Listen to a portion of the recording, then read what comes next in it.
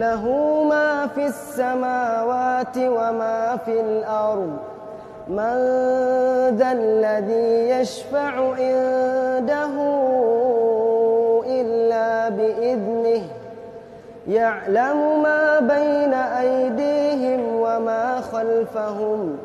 ولا يحيطون بشيء من علمه إلا بما شاء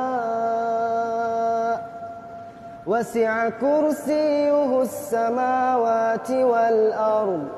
ولا يؤوده حفظهما